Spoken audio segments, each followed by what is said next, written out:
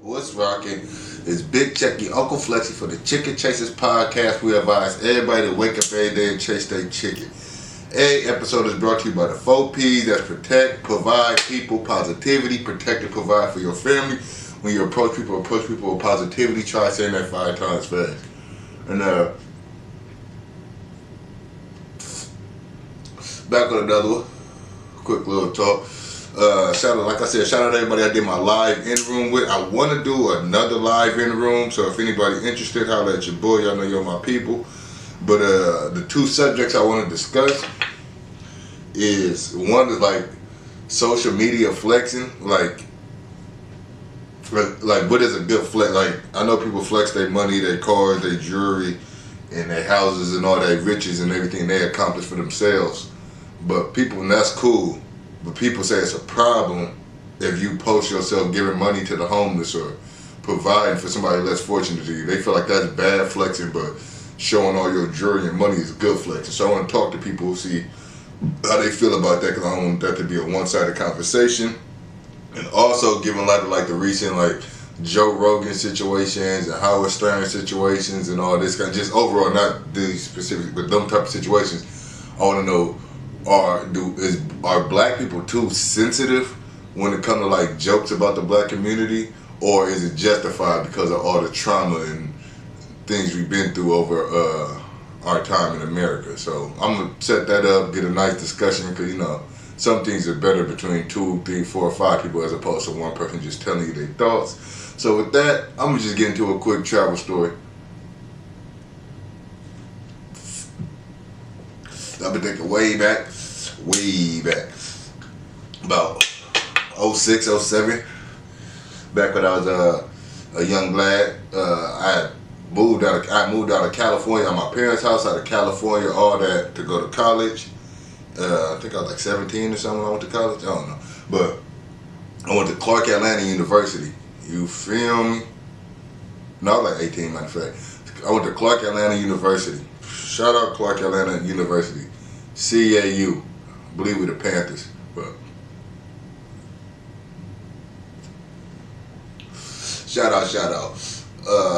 It was crazy because I went out there. But first, I'm just going to go to a couple of quick little things in Atlanta. I love Atlanta. I still go visit. Atlanta go crazy. I had a ball out there at college. When I go back to visit after college, it's all fun. But I'm just going to talk about how partying in Atlanta ruined my partying life, period. Because, you know, being from California to Bay Area, as teenagers, I don't know about now, but back then we had teen clubs, we had house parties. You know, you can go to a house party all weekend and get it popping. You feel me? Fights, all kinds of stuff. House parties used to go crazy. Freak the little means. We had teen clubs, we had suites, bar rooms, we had all that kind of stuff. So I was partying all that early, you know what I'm saying, as a teenager, getting that out the system, so it was cool. Then I moved to Atlanta, and partying in Atlanta was on a whole nother level, dog. I mean, I went to CAU, I went to the school, it was cool. First day I was knocking fembots. I'm like, okay, this ain't gonna be bad. First time living on my own, I was knocking them down, doing my thing. And then the way I set it up is I had all morning classes. Like people, you know, you get your freedom. So people, all my partners was getting like noon classes, 11, starting their day at 11, noon, all that. I'm starting my day at 7 o'clock, 8 o'clock, 9, whatever class, earliest classes. By 11 noon, I'm done for the day, do all my homework, and it's party time. I'm knocking females on the promenade. The promenade is like a long strip that go from the all the way down to college. It's like a 6-block strip, maybe longer. And all the school stuff is associated down this promenade. But most, I don't know about most, but I know a lot of HBCUs, especially the one I went to, you got the school, the promenade, all this nice luxurious stuff. But right next to this school is the hood, like the real projects. They was robbing students every day. It was crazy. But I was tapped in with the gangsters. But on to my partying situations. Because I was out there, I think 06s, 07, it was right after Meech went down, but BMF was still doing their thing out there. I didn't know that at the time, you know, I wasn't really too familiar with the boys like that, you know what I'm saying? I was really on my Bay Area hype, but I remember going out there, they used to have shuttles that take you from the school to the club. You could be 17, 18, 20, we was getting in that joint, you feel me? You know what I'm saying? We knew people out there, we was getting it. And then, I honestly used to think like, oh, they don't charge for drinks. I used to tell people like, they don't charge for drinks in the club, bro. We was tipping the bar. That's like just tip the bartender. We'd tip the bartender $5. They'd give us a whole Chuck E. Cheese pitcher full of hen. We was drinking all kind of hen back then. But whatever drink you want, you was getting a pitcher. And I'm like, that's crazy, don't you? But then come to think of it, the BMF catchers in all these clubs buying out the bar, so you never really had to pay for drinks. But I didn't know at the time. But we was getting big. I'm talking about when I was out there. That's when Laffy Taffy and D4L and Young Dro with Shoulder Lean and Young Jack is going there. All that was popping. Spaceships on Bankhead was out. The one without Jeezy. It didn't even have Jeezy on there. Geeked Up. It wasn't even Jeezy wasn't even on it yet. Then they did the remix. So they had it was turned. You know what I'm saying? They had Snap Your Fingers with E40. It was going. So we used to at the club to get wicked. It was cool. Knocking females. Then that's back when they had like their 20 minutes a bay. You feel me? That was like, it was right after, like the hyphy movement was still going. It wasn't as strong as when it started, but it was still going. But I'm telling you, they play that, with a Bay Area at? They start playing that, Tell Me When to Go. Oh, come on, it's our time, it's our time. Go. Yo, they snapping their fingers and doing a pool palace and all that. They playing, oh, it's our time. We go, we know that we only get about 5 songs. We're getting Feeling Myself, Thizzle Dance, Tell Me When to Go. I think that's playing Muscle Cars back there, super hypey. Oh, come on, but doom, da doom, doom. Someone off, and I'm smoking pepper, sipping gas. I'm like, well, it's time to go, bro. Let's get it. So that was cool. You know, we just turned there, but with a lot of females, bad females. Shout out to Atlanta females. But at that time in Oakland, in the Bay Area, they were shooting stuff already. I'm sure they were shooting in Georgia, but just not at the club. They was fighting a lot. So you get all these college students, these football players, these local hood cats all in the same club, full of drink. Oh, it's finna go down. But who always mostly got it started was the fraternities, dog. I'm telling you, everybody been there drunk, lit. This kind of tension, because everybody from different sections and all that, but it's cool. Ain't nobody really filing yet. We still, everybody, but as soon as they come through, I'm like, come on, bro. If y'all don't go with that, bro, y'all finna bump into some, especially them Q dogs with them gold Timberlands with the purple laces, they bumping in the cats. Oh, here we go. Whole club started fighting.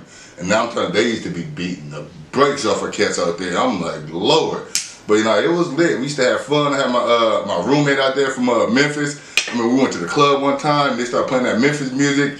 He was getting lit. I'm talking about, that was the drunkest I ever seen. He was super cool. He was from the army, from the military. So when they get drunk, they get drunk. So I had to go check on dog outside. Like, well, you cool? But the club bouncer was like, hey, if you go outside, you can't come back in. I'm like, ooh, you're on your own, dog. This party smacking. You feel me?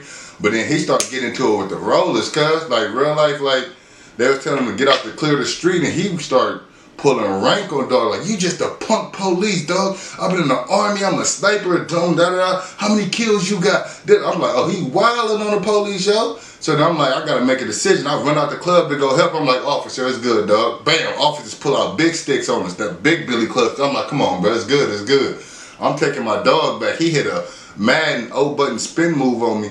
This dog tried to swing on the police. I swear to none, dog. He really tried to swing on the police, but he drunk. He missed. As soon as he missed, the police cocked that nightstick back like Barry Bonds or King Griffey was finna take his head off, bro. I swear to none. I grabbed him like, oh, come on, bro. I'm sorry, officer. I had to grab him. He's still trying to fight the officer, but he's strong. He's military strong.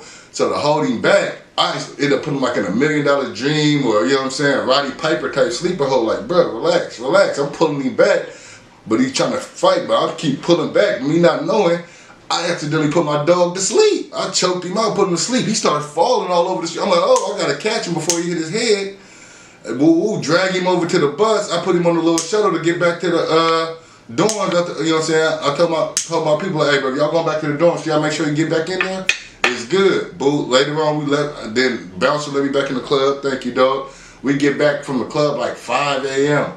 He walking around the campus still drunk. Ooh, he like about threw up on the bus. I'm like, oh, that's crazy. So the next morning he wake up hungover, his ankle swelled. Like, bro, I twisted my ankle last night. Did I fall? And I'm like, oh no, you might have fell, bro. Oh no. I ain't tell him I choked him out. You feel me? But shout out to my dog. And then another quick story. We went out to the club one night. I didn't have on no jacket. None of us. I think we just had on, get hot in the club. But we partied so long that we missed all the shuttles. After the club, I saw it was like 0 degrees, dog. I'm from California, so we used to warm. But it was so cold. I couldn't even knock no fembots, dog. I felt so corny. We was in there huddled up like it was 4th and inches, bro, trying to stay warm. Then we finally got a taxi. Taxi drove us from the club all the way to the dorm. As soon as he got there, we opened the door and bounced out. We not paying for that, dog. Come on. You feel me? So, shout out to Atlanta, Clark Atlanta University, just Atlanta as a whole. I had a lot of fun out there, touched all kind of cities in Georgia and all, traveled around and did some things. It was lit. Shout out to my roommate. I mean, one time though, dog, because you know me, I'm porn star Checky, you know what I'm saying, the rated R superstar Big John Stud. So when I was knocking fembots up there, I'm knocking them down in the room, long, you know what I'm saying, long, short, deep and wide. He might be on the other side, you know, we had it blocked off. He might walk in, you know, it's our room. I'm like, hey baby, man, you gonna keep going. This ain't got nothing to do with, dog. This my room. But this dog, he had a female come over like, hey, but you mind giving me the room for like an hour? I said, what? It's cool, but keep in mind it's like 1 in the morning. So I go outside, I'm on the phone with, you know, people back in California, 3 hours behind, so it was cool. So it was 1 in the morning, 2 in the morning, 3 in the morning, 4 in the morning, 5. I said, bro, I'm about to fall asleep. Oh yeah, bro, what is you doing? I go check in the room empty. Dog left the room like 30 minutes after I did with the female, went back to her room and never told me, had me just waiting out there. So I guess I should have choked you out. But that was just a quick little travel story about Atlanta. I'm sure I'm going to go back real soon. All these mandates and all that. I can't deal with all this COVID and all that. But Atlanta was lit. Yeah, I lived my party life, rub elbows with the best of them. I lived a good one. Y'all do the same, man. Make sure y'all travel, live it up, do what y'all do to make y'all happy. And keep checking out these episodes. You feel me? It's Big Checky Uncle Flexy from the Chicken Chasers podcast. We out.